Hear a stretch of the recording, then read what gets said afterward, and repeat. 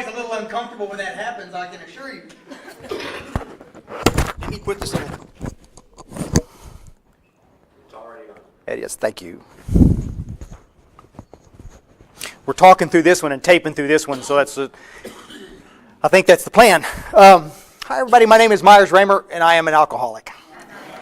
My sobriety date's January 15th of 88, and my home group is the Primary Purpose Group, a big old bunch of knucklehead big book thumpers in Dallas. And God, it's so good to be here. And I arranged some great weather for it today, and it's perfect. It's perfect. The evil twin Chris, who some of you guys met last year, sends his love, and I'm the good seed. In case you guys don't know that, some of you guys at the end of the day will be scratching your head going, hey, I thought you were the good seed. It is, I am honest. And Chris has always been kind of the dark horse guy. Chris was always my go-to guy. If I drank like Chris or if I did other outside issues like Chris, I'd stop. And sure enough, I ended up just the same way. I do want to thank you guys for letting me come do this. And I get to do this a lot. And it's a funny thing. Sometimes they're big roundups and you got a couple of thousand people, and they're my least favorite things to do. It's my least favorite talk to do.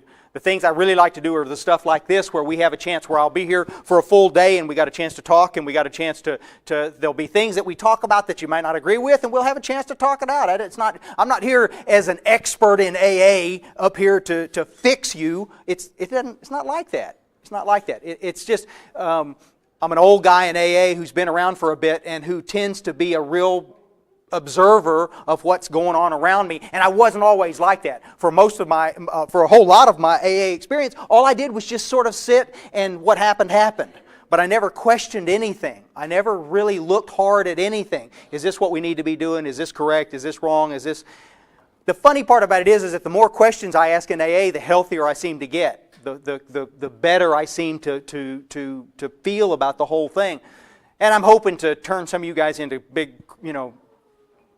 people who will question what's laid in front of you. Not so you can just be an arrogant contrarian. It's so that you can begin to learn that not everything out there in AA land is as it should be. And we want to talk a little bit about that stuff. I want to thank Dougie for calling me a year ago to come do this stuff, and Billy on the ride. I got to tell you real quick, if there's a such thing as reincarnation, I don't want to come back as Dougie's tires or Doug's brakes or my underwear. I'm telling you, it's just... God dang. Have you guys ever ridden with him? Don't. If he says, hey, you want to go to a meeting? Just walk, okay? Just walk. Oh my God.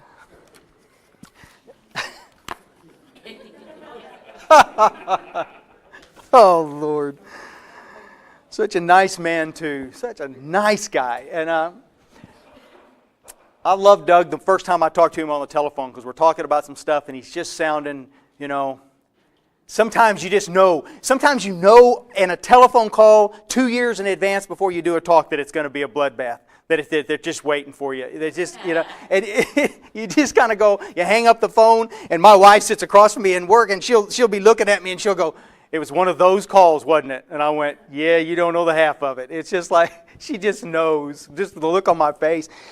But I started talking to Doug, and I knew going in, this is one I wanted to do. Because there's a bunch of guys here that are already doing the deal. There's a bunch of guys here that are already in the trenches carrying messages and kicking butt and taking names in AA land. And it's just good to be with you. It's just good. And it's not like that everywhere, guys. It's just, I wish that it was. It was funny when we were driving back over the pass coming out of Seattle. I said, hey, who picked that topic of a common solution? And Doug laughed and goes, you did. And it's been so long ago that he asked me, I forgot that I did it. But I was thinking, when I asked him, I said, so tell me again what it is that we're going to be talking about. And he told me, and I went, oh, that's a great topic. That's one of my all-time faves. And it is. And you never hear it in workshop type stuff. As a general rule, you don't ever hear it. But it seems to be the key to why both we have trouble in AA sometimes and why great things happen in AA. It's all around this thing called the common solution. And being able to identify it, being able to see what it is and what it isn't, It's big stuff. We're going to talk some about the steps. We're going to talk some about sponsorship. We're going to talk some about 12-step work, about the things that we may agree with or we may disagree with. Let me ask you a question. Do you remember those games? Remember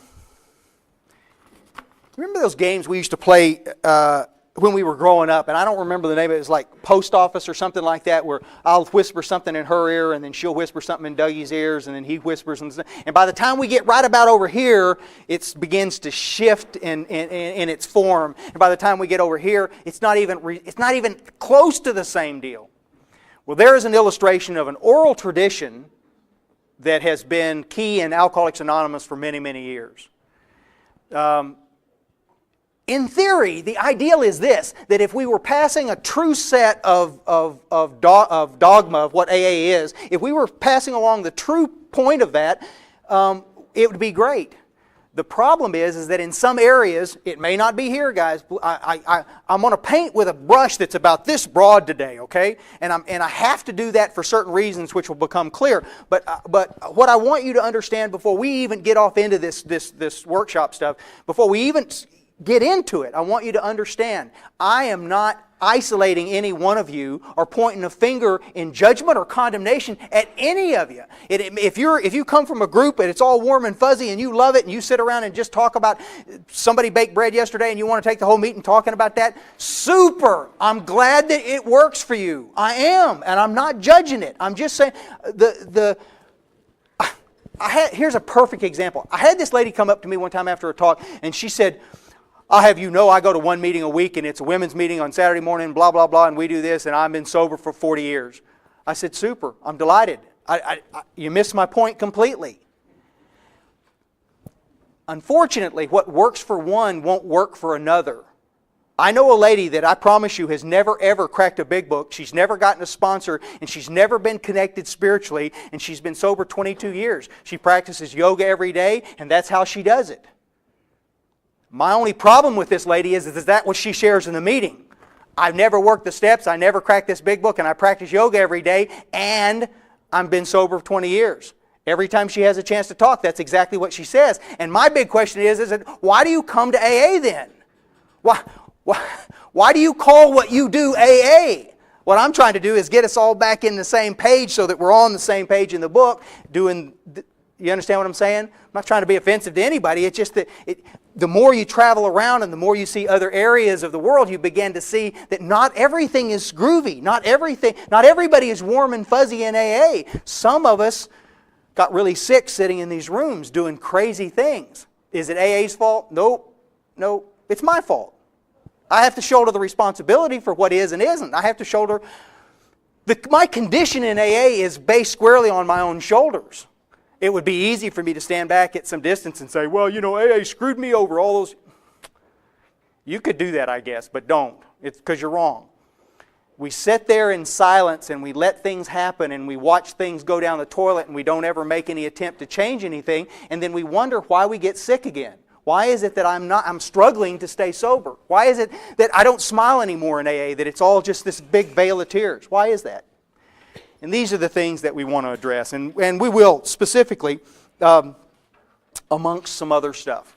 We're also going to do, we'll do a little stuff this morning, and we're going to talk about some 3rd and 4th step stuff. And then we'll eat some grub. And then after lunch, we'll do a little piece of question and answer. I'm not sure. I always have real mixed emotions about this thing. I've done question and answer sessions all over the world, and sometimes it's fun, and sometimes it's so painful that I go, I'll never do it again. I'll just promise I'll never do it again. But there's enough new ideas that we're looking at today that it probably would be a good idea to spend a few minutes. We're not going to bog it down, and we're not going to talk about it a whole lot. But if you have some specific questions about things, then we'll give it a try. And we'll see if we can't make some progress in some of that. I'll also be here too. If you feel shy and you don't want to ask the question, I'll be here and you can ask me anything you want to ask me. I did not have sex with those animals. It's a vicious rumor, and it just and Chris started it. I didn't do it.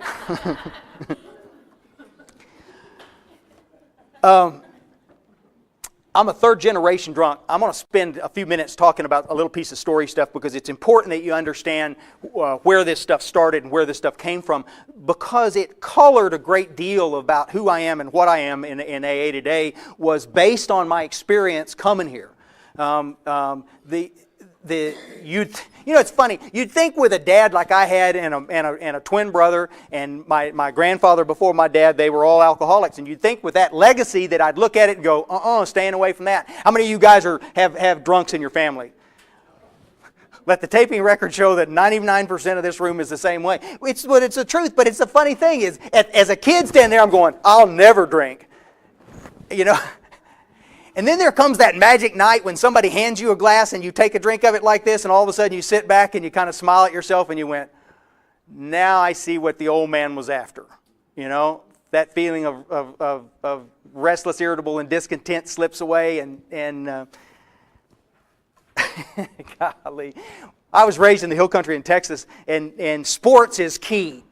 Sports is big stuff, and as it is in a lot of small rural towns. But in Texas, it takes its own little detour there. And we were going to a basketball game one night. And it was freezing cold outside. It was ice on the roads, and this friend of mine had a brand new Camaro yellow. And it was just a bitchin' car, and it was just the greatest. And we were going to drive over to Fredericksburg to watch this basketball game, and somebody way or another, we finagled this 6-pack of beer. I'd never had anything to drink at all.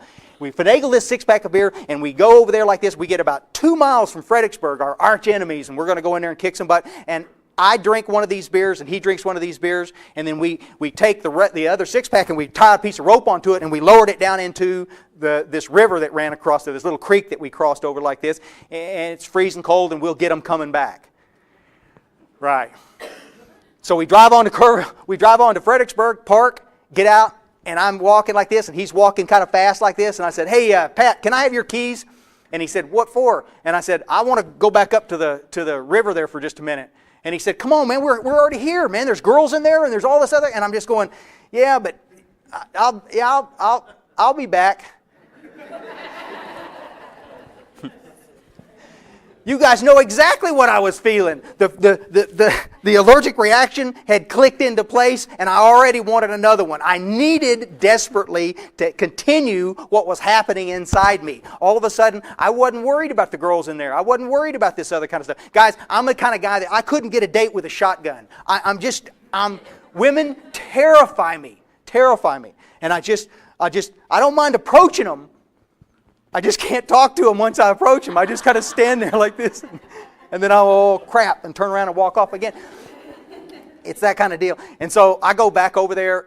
He throws me the keys, and I drink a couple more and one of his, and I left him one. And I walk back over to the gymnasium, and I walk in, and I'm a god. I am. I just, my little bumps fell off my face, my greasy hair's gone, and I'm a god. I walk into the room, and there ain't a girl in there I can't approach, and I can talk to them, and I just like this. You see what I'm saying? But this is and so I'm off to the races.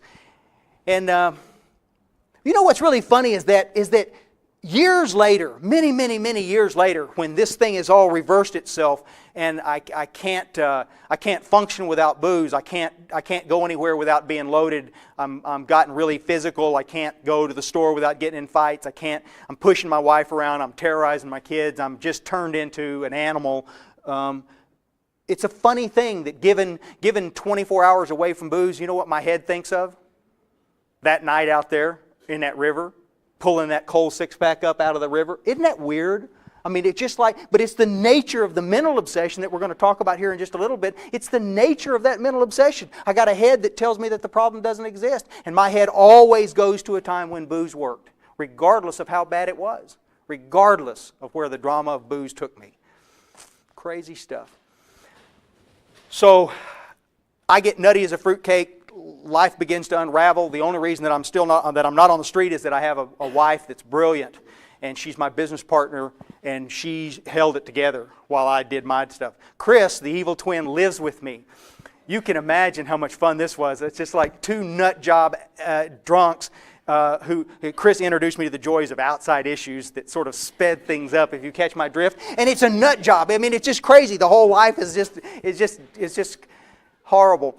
My whole one job of the day is to cook dinner. I got to go. I can't function after about 1 o'clock in the afternoon. I got to go home and we get drunk. And I park my daughter, who's now 3.5, 4 years old, in front of a TV set to babysit her. And I go and cook dinner. And we burn it every night. And Chris and I just get in there and get sloshed. And all of a sudden one day, Chris sobers up.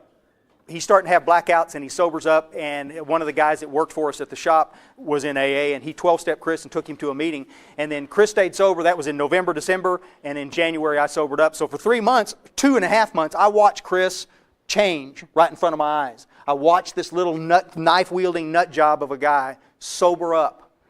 And it's the most amazing thing in the world to see how bad it was for him and how good it got. Amazing stuff. And so Chris 12 steps me. I finally, in the last 6 months, there was a bunch of crap went on, but in the last 6 months, I got in numerous fights. I tend to be real. Look at me.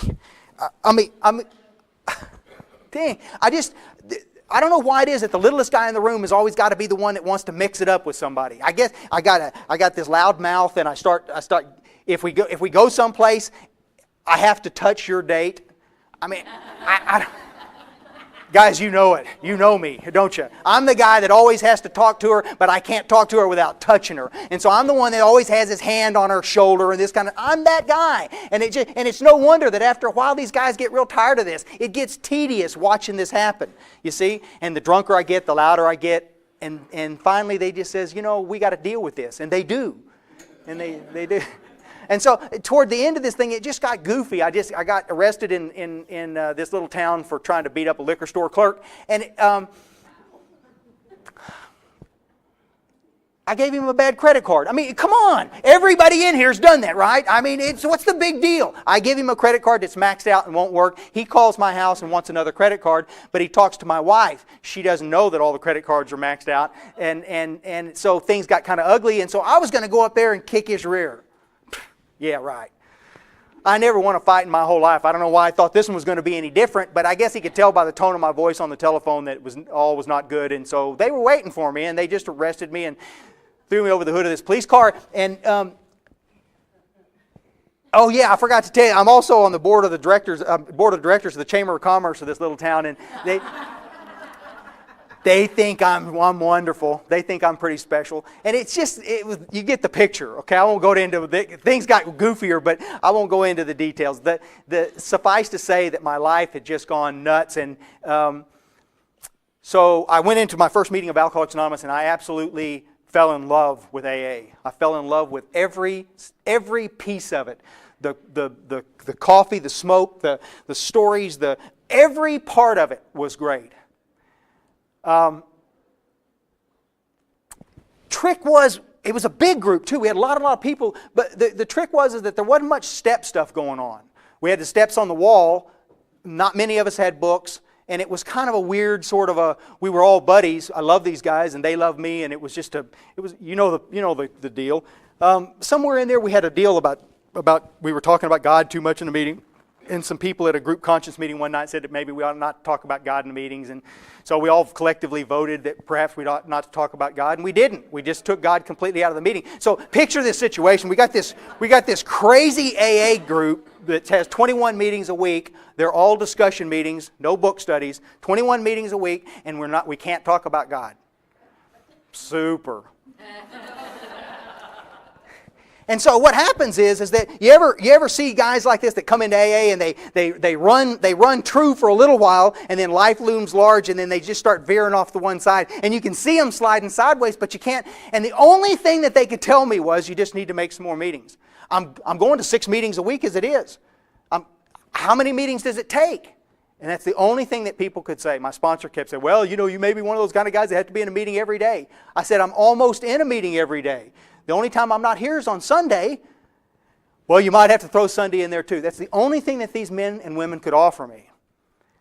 And so it's getting kind of goofy around the old Raymer household again. It's a funny thing. At 7 years sober, or 7 years clear of the booze, I'm writing hot checks all over Denton County again. I can't keep my hands off other women. I just I'm not crazy about you. I'm not crazy about me. I hate my job. I hate my daughter. I hate my wife is a beast of a woman that I can't stand to be around. You see what I'm saying? It's just booze is completely out of the picture. The illusion is that if I just don't drink, I'll be okay because booze was my problem, right? But nobody had ever told me that, wait a minute, there was a whole lot more than booze. There was a whole lot more going on, but they didn't tell me about it. And so I'm sitting in these meetings, and these guys are, the stories that used to be humorous for the first year I was there were the same stories, and they were really, really tedious. Because we weren't talking solution, we were just talking war stories. And so I knew your war story better than I knew my own. And it was just kind of, it's no wonder. So anyway, one night I start thinking about killing myself, and it's funny, I went all those years that I drank and did all that other crap, and I never one time thought about killing myself. Not once. And here I am 7 years from my last drink, and it's about my daily thought. I can't hardly get clear of it. I'm starting to get depressed again, and I'm not talking about a little uncomfortable depressed. I'm talking about, you know, the depressed. I heard this lady in a meeting one night. She says, "Oh, I know all about being depressed. One day I got up and I was so blue and and I'm going, no, stop, lady. You don't stop. I'm not talking. I'm talking comatose crap here, guys. I'm talking. I can't get out of bed. I can't even get up to go to the bathroom. I'm so comatose. That's the kind of depression that kicks my rear end. And there's where I was at 7 years into this deal. So Chris by now has gotten married to this little girl down in the hill country. By hook or crook, it all kind of worked out. And he moved to the hill country, and he got a big book sponsor down there. The guy that's still his sponsor today. And he'd been telling me for years, get clear where you are and go find you a group where they study the literature so that you can know what the solution is. And I said, yeah. But guys, I'm telling you, isn't it funny how we get real connected to the groups that we sobered up in, and there's an allegiance there, and there's an alliance there, and there's this kind of, we're just sort of spiritually connected up. And I can't stand the thought that maybe we're doing it wrong. I can't stand the idea that we are. But I finally got to a point where the pain was great enough that I couldn't evade the thought that something was not right, that I'm not making it. Nor were a lot of the friends that I sobered up with. Most of these guys had gotten loaded again. So Chris says, I'm going to be in town and I'm going to introduce you to a guy, and he did. He came with Mark, and they did a little deal there in Dallas. And he called me the next day, and he said, I want you to go meet this guy. I met the coolest guy in the whole wide world, and I want you to go meet him. He's real old and he's real crusty, but he knows the book. And I said, great, super. I said, I'll get around to it. And he said, excuse me? And I said, I'll get around to it. And he said, let me see if I understand this right. You know, it hadn't been a week. You called me. You almost drank. You're thinking about committing suicide. Your family's falling apart. You're living in opposite ends of the house with the rest of your family. And you're going to just, I don't understand. I'm telling you, this is what the solution may be. Go see this guy. Okay, I'll go see him. And I did. I finally got off my lazy butt and went and saw this cat. And some of you guys have heard this story before, and I won't bore you with all the details of the thing like this, but suffice to say that when I met him, I didn't want to be with him. He scared me real. Have you ever met a guy that scared you and at the same time interested you, that he may have something that you wanted, or certainly something that you needed? And there's my experience with this old guy named Cliff, is that he's old and he's crusty, and I mean, when he opened the door, he looked at me like this, and then he looked down and he said, where's your big book? And I kind of went, I mean, he didn't say, hi, my name is Cliff Bishop and I love you to death and welcome to AA, and it just, I mean, I'm wanting warm and fuzzy, thank you. I don't, and he's not giving me warm and fuzzy, he's giving me this, where's your big book crap, and I'm going, I don't know where my big book is. And he goes, well, here's mine. Don't ever come back over here without it. Just like that. And I'm thinking, do I really want to do this? You see, I've spent 7 years looking down my nose at anybody that messed with the big book. We don't use them in our group, so why should I? This is classic contempt prior to investigation. I don't understand the book, but I'm going to be contemptuous of those that use the book. This is crazy. This is crazy. And so we sit down in his living room, and he's got this little yap dog that's just driving me crazy, and I'm just like nuts. And he starts carrying me through the book. And guys, I'm telling you, it's like he starts asking me questions, and he goes, he asks me the question, and I answer him, and he goes, nope. And he asks me another question, and I answer it, and he goes, nope. And after about the fourth or fifth time, I go, whoa, stop. All of this, all my answers are wrong? He said, yes. And I said, oh, not doing too good, all right. And I said, so why don't you just talk and I'll just listen? And he says, great, I like that idea better anyway. And he did. He just starts carrying me through the deal like this. And so for 35 or 40 minutes, he read me the big book. That was it. He just took me places. He took me to page 53, the bedevilments that they're in the book, and like this, and we start reading this thing, prey to misery and depression, blah, blah, blah, and I'm reading through there, and I'm going, yeah, that's me, yeah, that's me. And I never saw it in the book before. And I said, that's all me right there. And he says, great. He said, that's a perfect description of a man that's dying of an untreated disease called alcoholism. I said, Cliff, in case you missed it, my sobriety date is January 15th, 88. I've been sober 7 years. And he said, you haven't been sober one day. He said, you're dry, you've been clear of the booze, you're not detoxing anymore, but you're crazy. You're as insane as a man could get. No argument for me, Cliff. You nailed me on that one. And so I began to understand. But see, nobody had told me that this fellowship was about living life sober. Nobody had told me that this thing was about being happy. I thought it was just about being clear of the booze. Because booze is my problem. Isn't it yours? If I get rid of the booze, I'll be okay. And nothing could have been further from the truth, and yet nobody ever told me that. And so let me make a clarification there. There may have been many people that told me that. But I didn't hear it. I didn't hear it. All I heard was meeting makers make it. All I heard is that if you'll come to enough meetings, you'll get clear of this stuff. And I'm not getting clear of it. And it's a terrifying thing to know deep down inside, I'm talking in the pit of your stomach, to know that you desperately don't want to drink anymore. But to know that the solution that they've laid out is not working is a really scary place to be. Because I don't know what else I'm going to do. I'm going to die drunk just like my dad did. Just like his dad did. That's exactly where I'm headed if I don't do this deal. So I had no choice except to kind of get into the deal and do what we do. And I got plugged in with those big book thumpers, and they started going through the work. And any of you guys ever come through the same deal that I did like this, where you were introduced to the big book later on in sobriety? It's a funny thing. There's this is the reason why I can empathize with so many people that get irritated hearing me talk. Because it's like we're sitting in these meetings on Tuesday night and Thursday night. We just have big book studies. There's no discussion meetings. They're just big book studies. And we're sitting there, and he goes, somebody will say something about the work and that I've never heard before. And I'm so excited about it. On one hand, there's a part of me, it's like I'm two different guys in the same body. There's a part of me that's just jumping up and down like a little kid because some of this stuff's starting to connect up. I'm starting to get excited about the program again. And there's another part of me, born from pure arrogance, that's sitting back with my arms crossed going, screw them. These guys don't know what they're talking about. Come on. And I don't want to listen to what they're saying. And so there's this constant conflict in my head. They say something exciting, and I'm going, can I get excited? No, I can't get excited. I'm gonna stay just where I am. And this stubbornness is just killing me. Just killing me.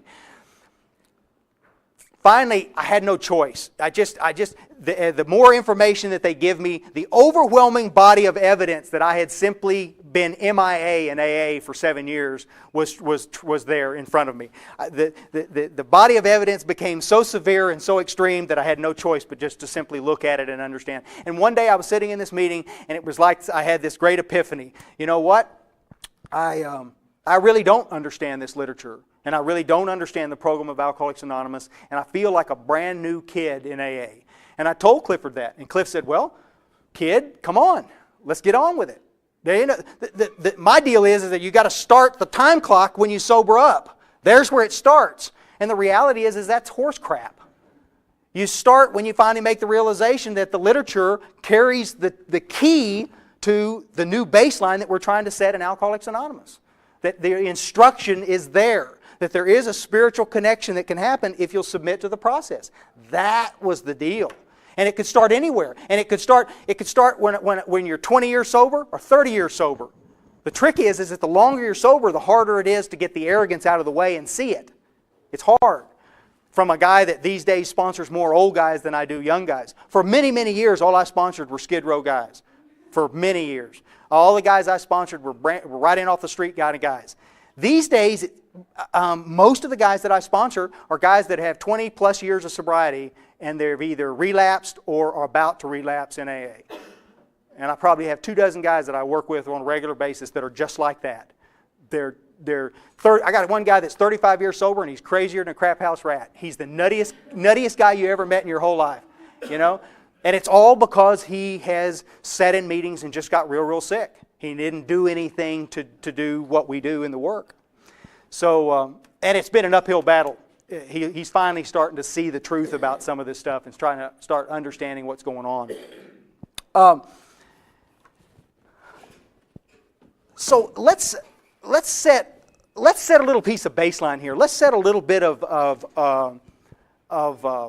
why we're doing it this way, why we're going to talk about it this way. The stuff that guy read this morning about the common solution. And everybody in here has done that stuff. I want to reread a little piece of this stuff so that we can see it again. If you've got a big book, look at the bottom of your page on 17. I got to say, guys, this morning when I was sitting here before you guys got here and I'm watching these guys walk in with these big, beat-up big books, and I can't tell you how cool it is to see these big books on these tables looking like they've been used. It just does my old heart good. Golly. And I guarantee I've been in rooms with 3,000 people and there wasn't a single big book in the room. Crazy. Look at the very bottom of that deal. You've all recognized this. You've seen it a million times. The feeling of having shared in a common peril is one element in the powerful cement which binds us. Period. Hold that thought. Remember when you walked into the meeting of Alcoholics Anonymous for the very first time? And you know that you're in a room full of people that understand you. They're not judging you. They've been there. Is there any cooler feeling in the world than to know that you finally got into a room where people are not wondering why you do the crazy things that you do? They understand why you do the crazy things. It is the coolest thing in the whole wide world. The fact that we're joined like that is one element in the powerful cement which binds us. But that in itself would never have held us together as we are now joined. Huh? He could have left that sentence out and it would have been fine with me. He's setting this thing up. He's getting ready to give us another piece of instruction. The tremendous fact for every one of us is that we have discovered a common solution, period. So let's look at the deal. If we have a common solution that the basic text gave us, before we get off into it, let me go to the forward of the first edition. We'll read one little piece here. La la la la la.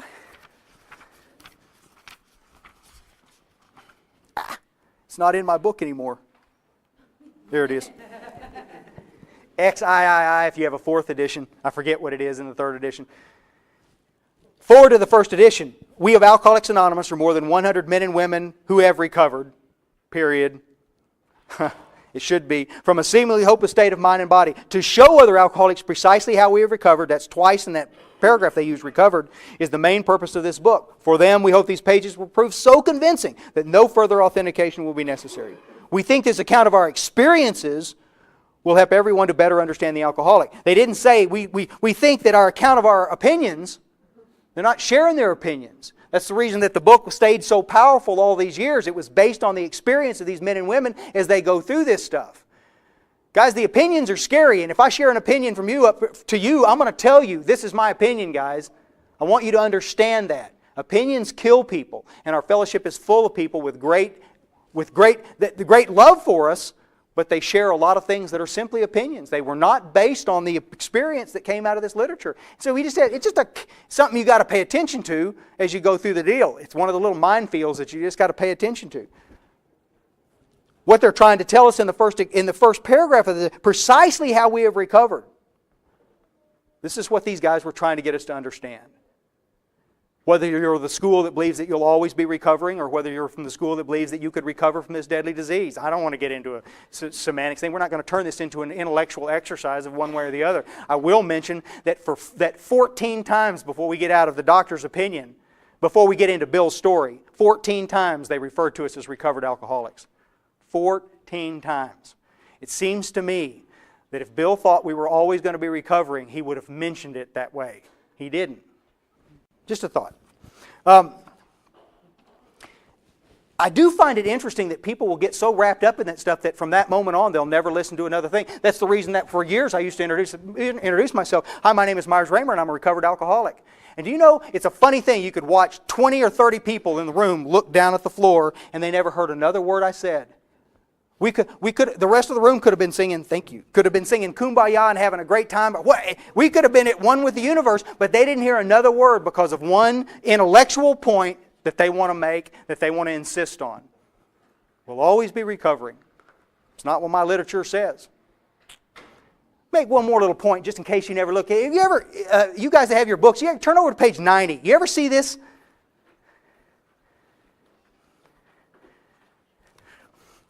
Two-thirds of the way down the page on page 90, remember where we were in working with others. They're giving us a little illustration here like this. And then it says, this is in almost the very end of the second or third paragraph down on that page, the third paragraph. Then his attention should be drawn to you as a person who has recovered.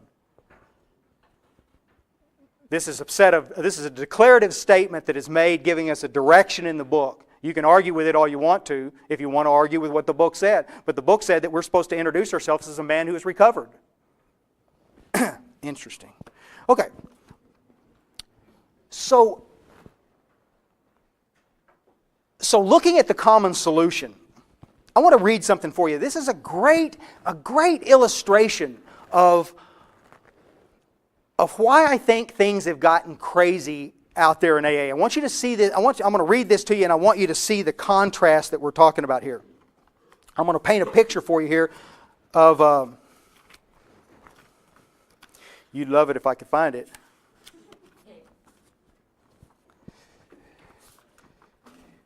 There it is. In 1976, there was a cat named Bob Bacon who was a delegate in Ohio, I believe. And he wrote this. What I have here is a publication of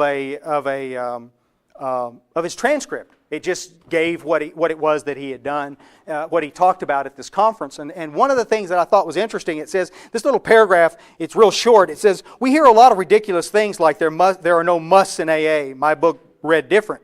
Now this is Bob Bacon talking. This is the delegate guy talking. People say that it's an individual program and that we can take the steps any way we want to, Dr. Bob said. And Dr. Bob said, and I quote, there is no such thing as an individual interpretation of the 12 steps. If we are not honest with the new people and tell them how important each step is, who will tell them? Some people seem to think that steps are a necessary evil instead of a life-saving prescription for happiness. But the interesting part of that thing is in the middle of that thing where it says, Dr. Bob said, and I quote, there is no such thing as an individual interpretation of the 12 steps. Well, if we took a straw poll right now and we went around this room and we asked how you work the steps, I guarantee you we'll have, how many people we got in here? Let's say we have 150 people in here. We'll have 150 different ways that people work the steps.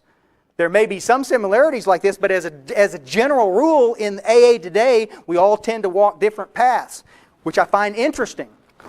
Now listen to this. This is the grapevine, you know the grapevine. This is the grapevine statement of purpose. And somebody sent this to me one day and I was just bowled over. I'd never seen it before. The awareness that every AA member has an individual way of working the program permeates the pages of the grapevine. And throughout its history, the magazine has been a forum for the varied and often divergent opinions of AA around the world. Listen, I don't know if this makes you feel uncomfortable, but it makes me feel real uncomfortable. I have an outside interest, the grapevine, which is in direct conflict with what one of the co-founders told us we were supposed to be doing. That's the reason why this topic has gotten so special for me over the years. Our experiences are going to be different with working the work, thankfully and coolly. I mean, how neat is that? We all have these different experiences as we work the work. But theoretically, we ought to be working them pretty much the same way. That's what Bob was trying to tell us when he was talking about this thing. This thing that we interpret the steps to be worked in particular ways, and then anybody that's been around for any length of time, have you ever seen how divergent the opinions are around how people work the steps? If you sponsor a bunch of guys, you say, well, tell me how you work the steps, and they'll tell you some weird, whacked out thing that they did, and that we did it around a campfire, and then we burned all the, and it just goes on and on and on and on and on about all this stuff. And I'm not here to judge it, I'm just here to say, couldn't we at least look at it and see if what we're doing is off the page from what the book told us? Or, I mean, if you ever came across something that worked better than what the original founders intended for us to do, why don't you tell us? Let us in on it. I mean, I'm not so sold on AA that I wouldn't say, hey, screw AA, I'll go do what you're doing. If you can show me that it works better than what they did. But when you look at the archival material and when you look at the memoirs of all of these cats that came up through the program, doesn't it blow you away how many people came and got sober and stayed? Forward to the second edition talks about 50% right off the bat stayed. You see? 25% came back.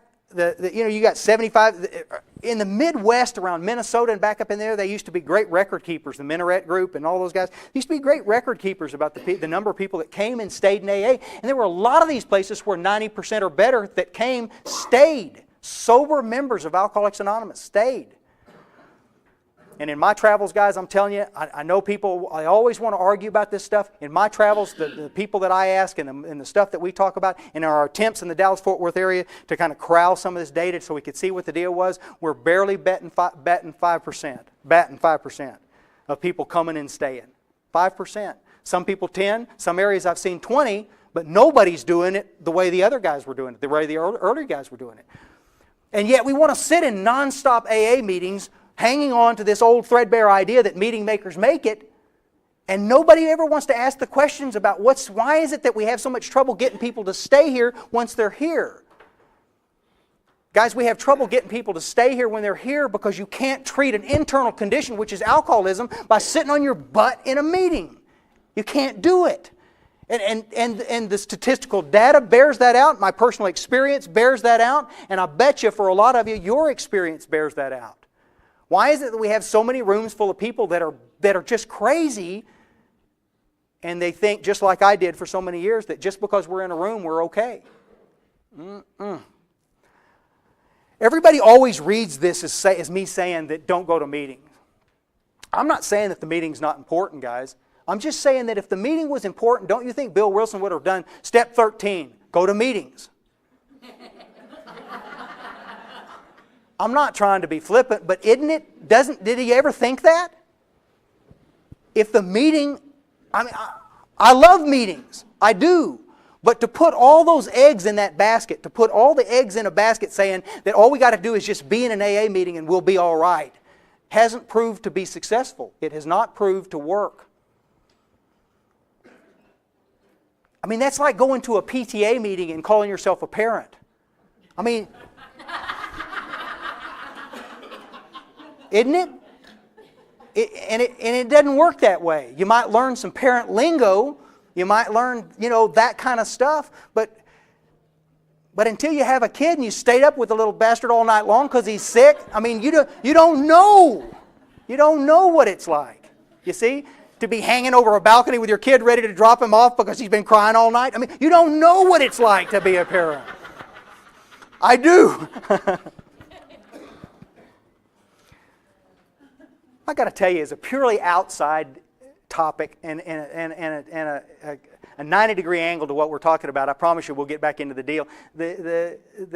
My hat's off to single moms. If you're a mom and you're single, or you're in a situation where you're trying to raise those babies by yourself, God love you. God love you. And for those that want to stand at a distance and judge you, screw you. Yeah. It's just because we haven't lived there. We haven't been there. I can tell you, having raised 3 daughters, I can't imagine what it would have been like to raise those daughters by myself. I can't imagine what it would have been like. Amazing. That's an outside issue, and I wasn't even going to get into. I wasn't even going to get into that stuff. Picture this situation: Bill Wilson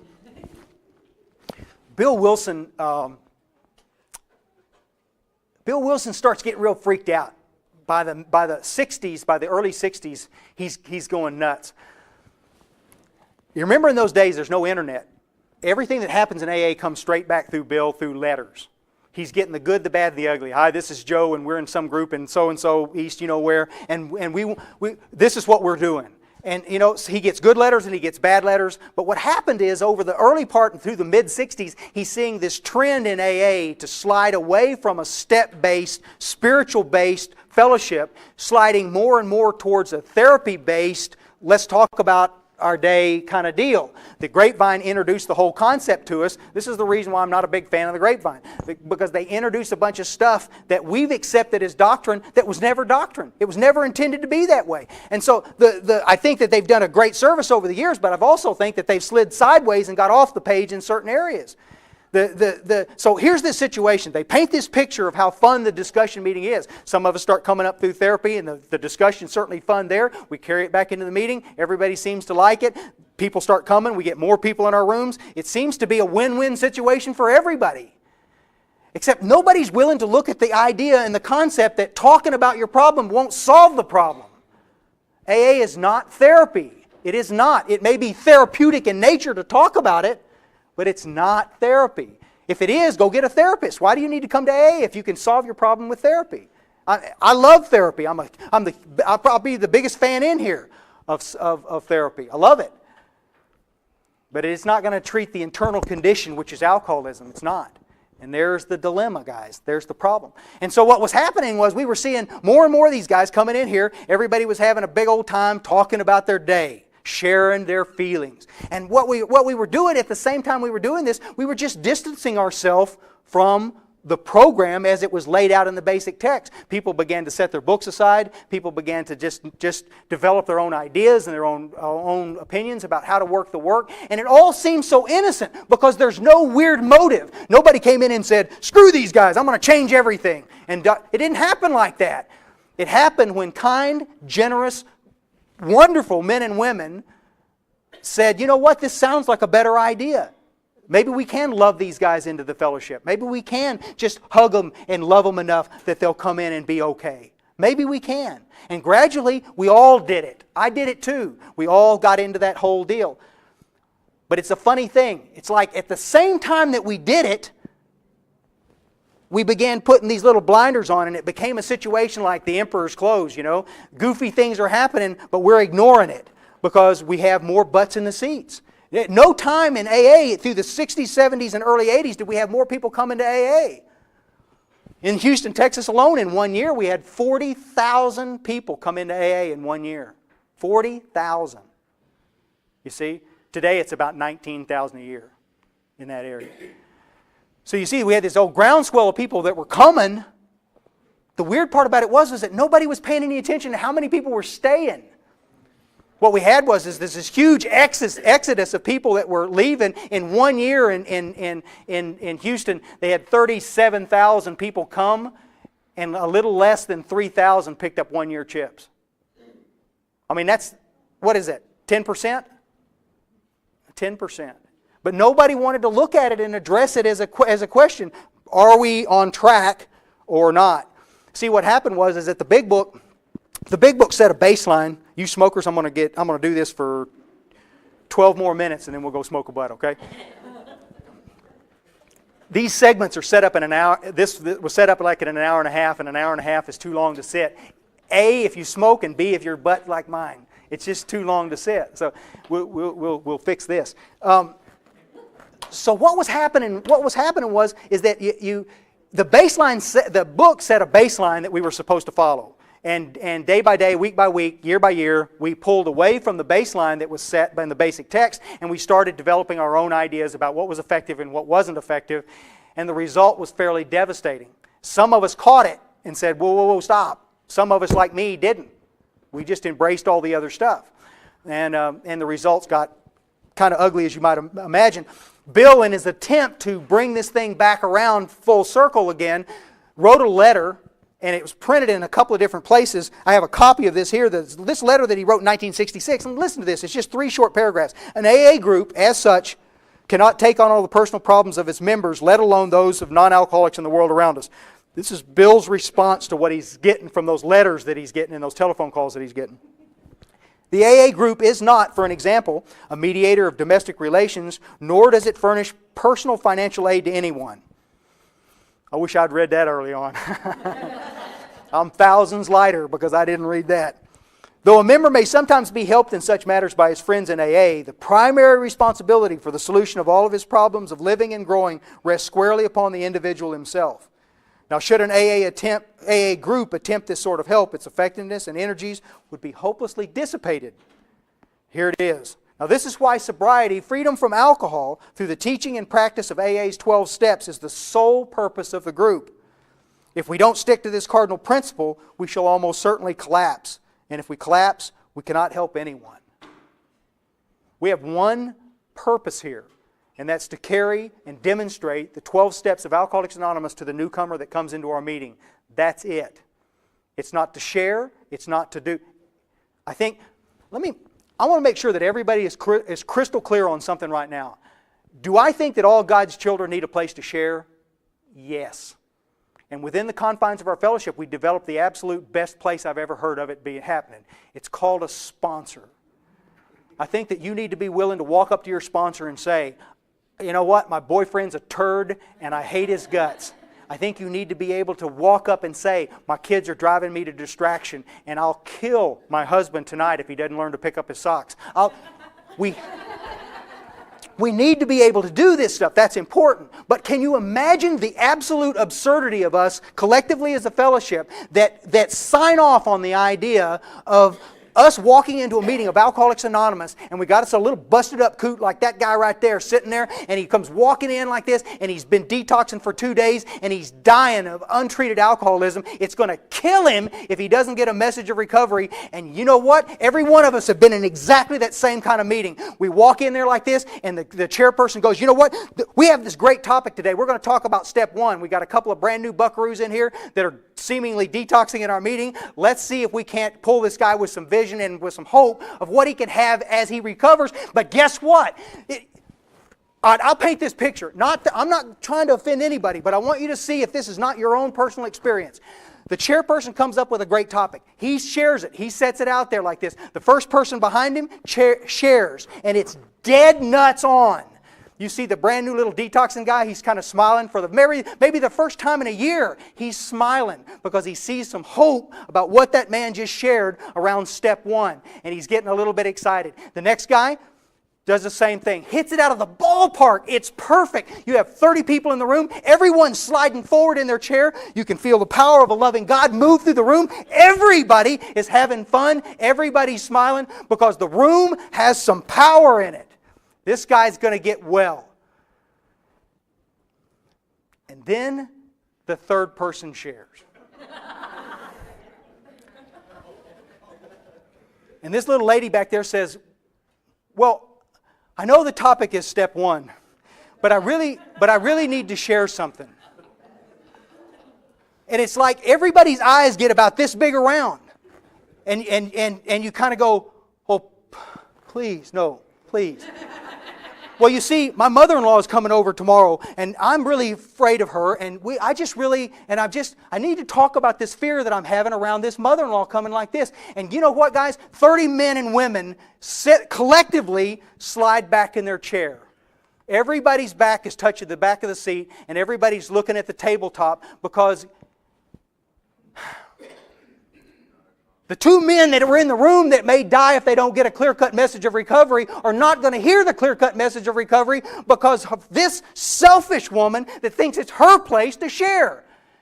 She had 2 hours before the meeting. She could have shared this with her sponsor. She's got 10 hours after she could have shared with every person in the group. She could have shared with them. But she didn't do it. She chose the only time that those 2 men are going to be there to share that stuff. And guys, I'm telling you, just answer me one question. Whether you agree with me or disagree with me, answer me one question. Where is it that her right to share non-AA stuff supersedes his right to hear a God-given truth out of our spiritual set of principles? Where? Guys, in the guise of love and tolerance, we've slid too far sideways. We need to. In the guise of love, what we should say is, sweetheart, hang on. Come see me right after the meeting. I know that's killing you. I know you want to talk about that. Right now, we're talking about step one. Let's get back on topic here. Come see me right after the meeting, okay? And I'll smile at her and she'll say fine. And then we'll go ahead and try to help this guy get on track. Wouldn't it be better, you see? We'll pick up right after that afterwards, and you guys stay. I promise you, it'll get better, and I won't harangue it much, and we'll do that. Go smoke a butt, and we'll come right back.